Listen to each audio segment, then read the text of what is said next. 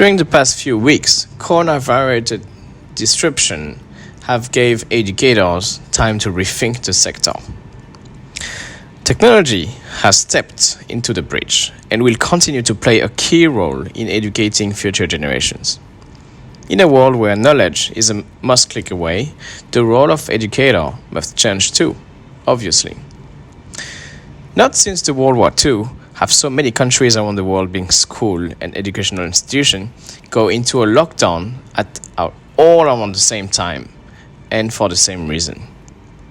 While we know that the impact of this virus will be far-reaching, what might it mean for the longer term for education?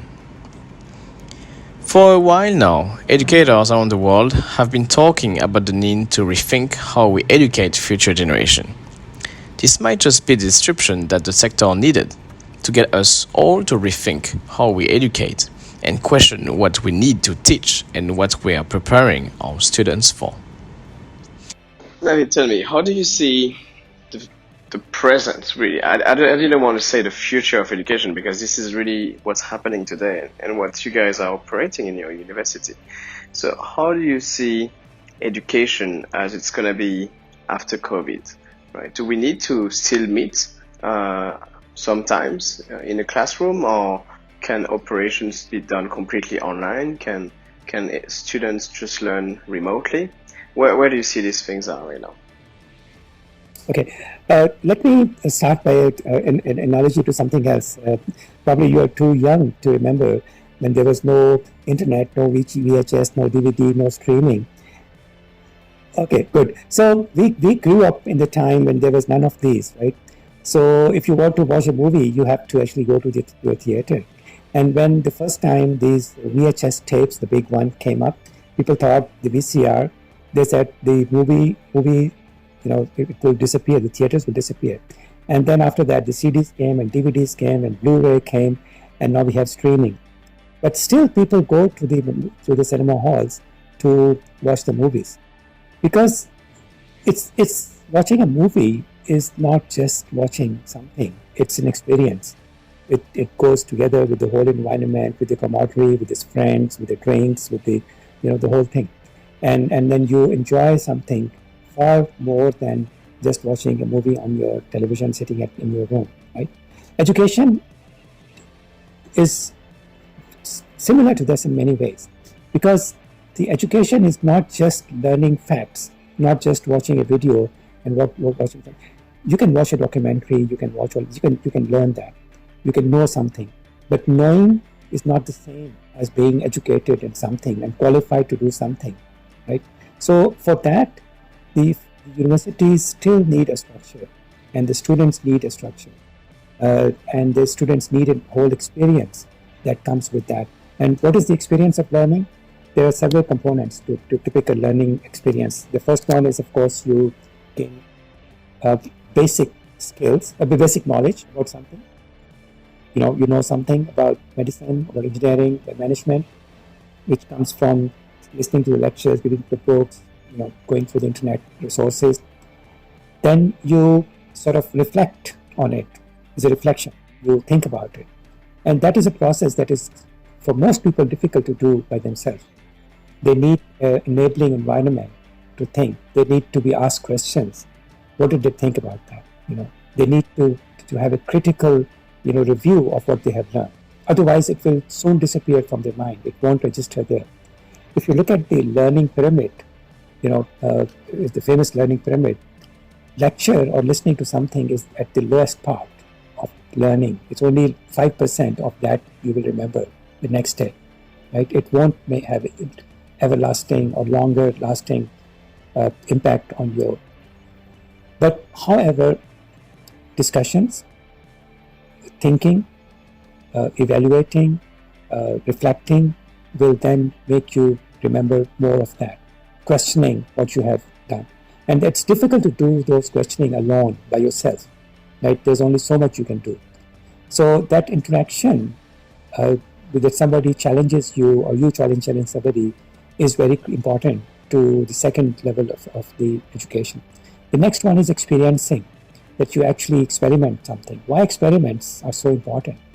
I my bachelor degree, the things I can really remember now are the experiments that I did myself, the tests that I performed. Right?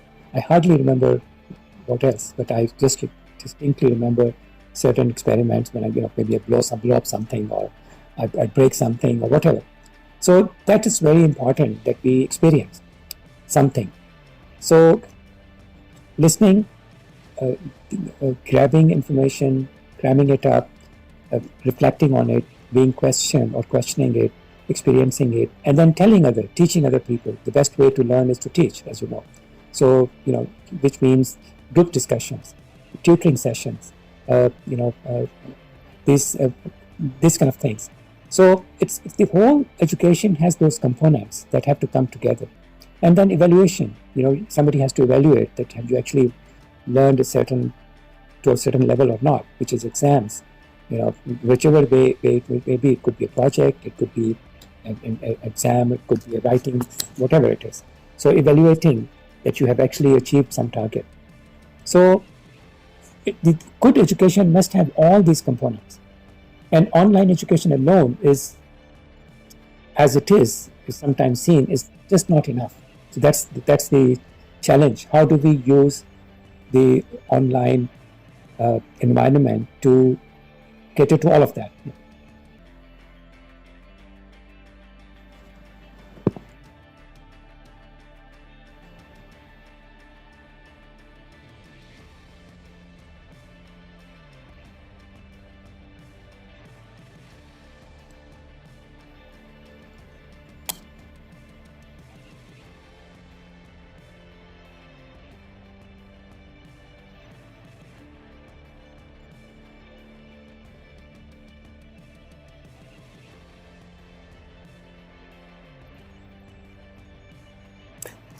You're absolutely right, and this is a question that if you read the educational, magazines or journals right now, everyone is talking about it. Actually, we just had a call with Imperial College London last Friday with a team that has been working on this for 15 years, and the people who started this, and they were telling us how it didn't work for last 13 years before that, and only in the last 2 years out of those 15 years that they feel that it has come to a level that they can say, oh, this is good enough, right? It has all the components that I mentioned. And so I think technology and people's attitude towards technology have become kind of aligned that this may be possible. So, which means that now we have to make sure that all these components of education that I mentioned, they can actually be part of the learning experience, not just watching a video. And that's what MOOC did. They just had put some lectures there that expect people to learn from that. And it didn't work. So now the challenge for the educators and the people who are designing these courses is to make sure that they tick all the boxes on this learning experience. So I myself now, experimenting a lot, but I'm actually one of the first person in AIT to start online courses, and we started this new platform called AIT Share, where we are going to deliver the programs online. And we built a smart classroom. It's a long-term smart classroom, but okay, let's say a classroom equipped to give education in a different manner. Okay, so the smart classroom. It's a term misused, but I'm going to use it anyway. So smart classroom means that you put enough technology and flexibility in the room that it can be adapted to different ways of teaching. So, for example, the one that we built in AIT, it has obviously is a very large, whiteboard. Not whiteboard, the smart board, right? And then we have put 3 more huge screens, 4 more screens all around, and then we have all the tables that can be rearranged in any way. So, for example, when I'm teaching, I will use 4 screens, big screens at the same time. So I will put the current content here, I will put the previous lectures here, the next lecture over there, and then we'll move around between contents, challenging, writing here, asking people to come and say something. So we try to use audiovisual and technology components to enhance the experience and do things that So basically engage the students in these remaining 5 components that I mentioned. So lecture is one. So for now, I ask my students to actually watch my lecture before they come to the class, because it's already available from the previous year. So they are supposed to watch my lecture already and listen to it before they come to the class. Actually, they don't need to come to the class because the lecture is already there. But they come to the class basically in which we challenge what they've learned, and then they come and they explain something, and then we have some group discussions. And so basically we try to spend more time on the remaining 4 components than the lecture, which is the normal teaching in most universities. And another thing that we have found, or many people have found, is that instead of teaching people sequentially, you teach them not in an order. It's just like a movie. Some movies start at the end, and then they have a flashback into what happened before that, right? And some movies, like, if you watch a lecture and somebody comes and say, okay, this is my content of the lecture, I'm going to teach you this. This is one way. But for me, I never do that. I will always start with something completely unrelated, or something which does not seem to be related, and I will never tell them what I'm going to present, because then people will be challenged to think, how does this connect to what the talk is all about. So sometimes we start in the middle of the course and then say, okay, this is what we're going to learn. Let's go back and get all the knowledge to be here. Then people see the value of that knowledge, rather than just watching slides and they don't know where we're going. So it's like the flip learning, you can call it anything, where you do not follow a typical systematic step-by-step procedure. You challenge.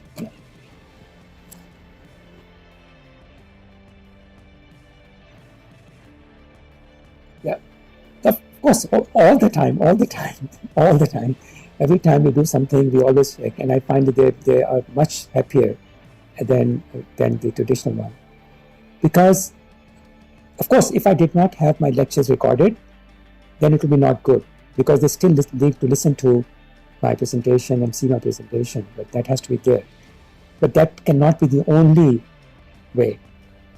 That will not be enough, because that they can do without coming to AIT or registering to AIT, because my lectures are on YouTube anyway.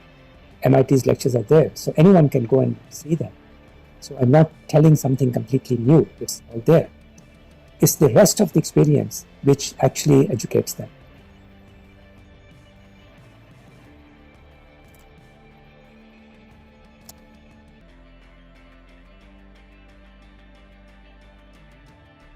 Okay, well, yeah.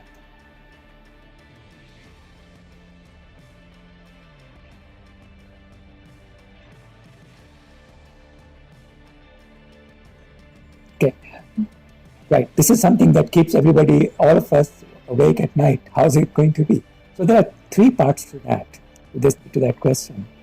The first is that, of course, as an institute, we can, react to the situation by trying to convert our content to be online.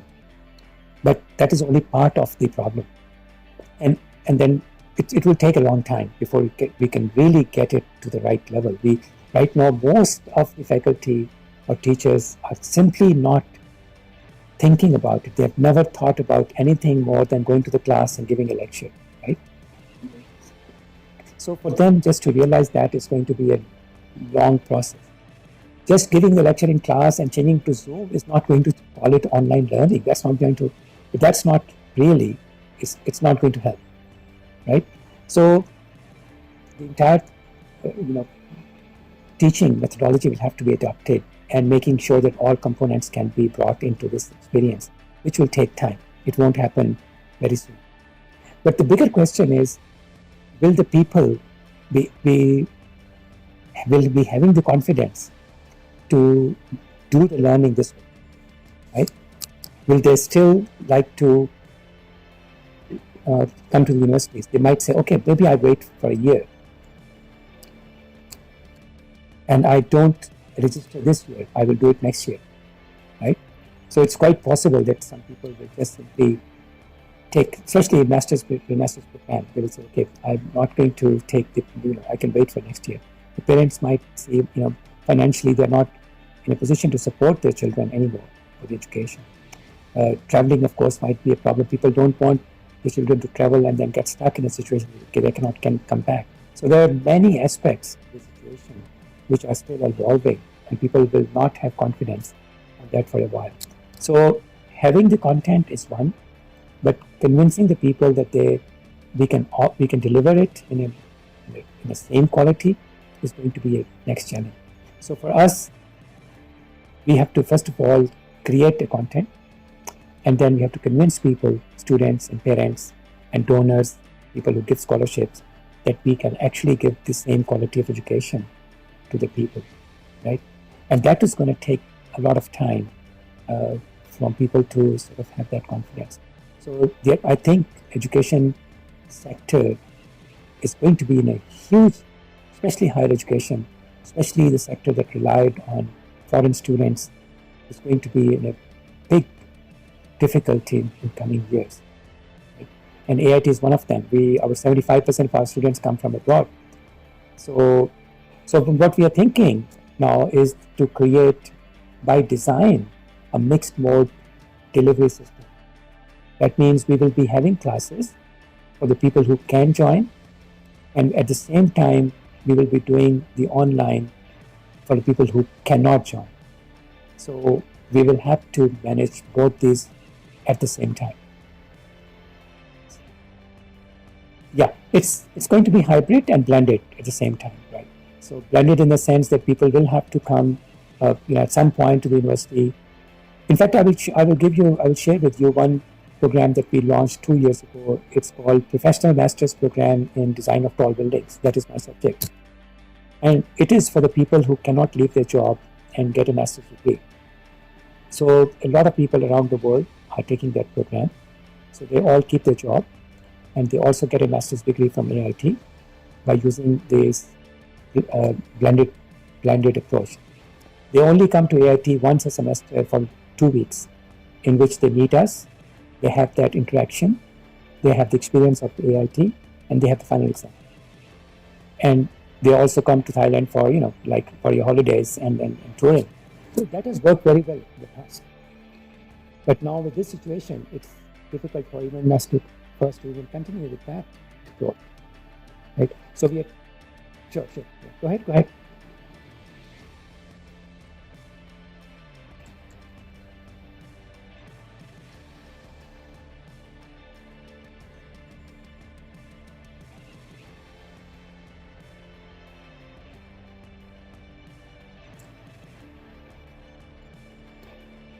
Yeah, both. Basically, they want a master's degree because it will help them to get promoted in their organizations, right? They will have a qualification, which is now, bachelor degree is not enough in most of the, especially in the design and the kind of thing that we're talking about. So having a master's degree will give them edge in their career development for sure. But at the same time, they also learn the skills that will help them do their job better. So it's a combination of both. They are learning, and they're also getting a degree. And we are charging them the same amount, actually more, than they would pay if they come to study at AIT. And they are willing to do that because they don't need to leave the job, and they get this degree and the knowledge, and they also have the experience to come to AIT, take their selfies with our, in the university, and really be a student here, not just say that I took a course online, never visiting the university.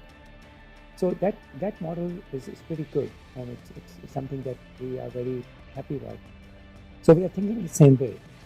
Let's say master students cannot come to AIT for the first 2 semesters, but after 2 semesters, the situation will be at least better, good enough for them to come here for a couple of months, right? So they can still take different components of the education. So that's what we are thinking about now. That we mix this whole education system into convenience, and anytime situation gets bad, we move to online. Situation gets better, we move to in-class. Thank you, Naveed. So we understand that with all the new platform and new ways of learning, education have been really challenged, and COVID have been just accelerating this digital transformation. So we understand that the ways of learning will evolve, and education will be more about personalized and curation for career path to be vocational, right? So, okay, and so how do we understand and how do we imagine the certification to be satisfying the job market then? What do you think of this? How it will be taking shape? First of all, yeah, your question is very, I would say, prevalent, very relevant right now. Do people really need a piece of paper that says you are a bachelor or master's, right? Yeah. Correct. To be honest, private companies do not really care about that. They care about whether you can do the job or not. In America, for example, and the best example is America, where really people do not care about whether you have a PhD or you don't, or you know. In fact, if you look at the survey of the salaries, last time it was done for IT people. So people who have PhD in computer science or IT, and the person who has a 12th grade education and went into programming or whatever, the difference between their salary was like $10,000-$20,000 per year. Right? Not a big difference. And that guy who got the PhD lost about 10 years of earning while he was studying and spent maybe so much money that it will be hard for him to actually get back. Because the company that hires the people just wants to make sure that they can do what they're supposed to do. What are they going to do with a degree? Except for a certain level of job where this is necessary, the high-end jobs. So they will always require higher qualification. But most of the jobs, degree is not going to be so important and relevant. Right? And I think that is something that universities are recognizing, that having a certificate, first of all, having a degree does not mean a person is qualified to do a job. Right? And not having a degree does not mean that the person cannot do their job. We have so many examples of people who never finished their, Bill Gates and the people from Facebook. We all know, the names. So it's, I think, in my view, university's role will gradually be just to give to people skills for the time that they need, and people keep coming back and going back, coming back and going back.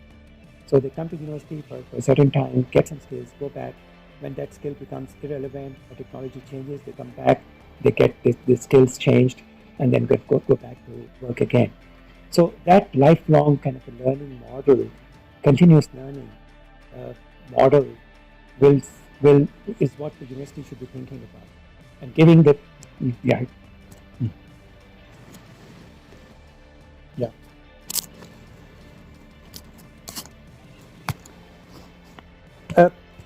Right. I mean, they are looking for, because they have to have some way of, the HR people have to have some way of qualifying people, comparing people, right? So they need those grades, they need some measure, because we don't have alternate measures yet, right? But in many companies, especially for certain jobs, they will give you tests, they will give you interviews, and that's how. I remember myself when I got admission in AIT. At that time, 3 of my classmates also applied for AIT, and they were all having better grades in undergrad than me, much better than me. They did not get admitted, I got. And I always wondered, why did that happen? Because there was an interview process. So there was a guy from AIT who went to Pakistan to interview the students. And when I joined AIT, I asked him, Professor Axel, and I said, why did you choose me? Because the other 3 guys had better grades and better credentials. And he said, no. When we interview, we talk, we can assess more than that, what is written on the degree paper. So we are looking for that. So I remember his words that most companies, good companies, they know the value of the people beyond the paper, that they have. but you're right. We are still, the whole system will have to adapt. But it's already happening in many countries, actually. In Europe, for example, bachelor degrees is disappearing. There's only a master bachelor together, one degree, and that's it.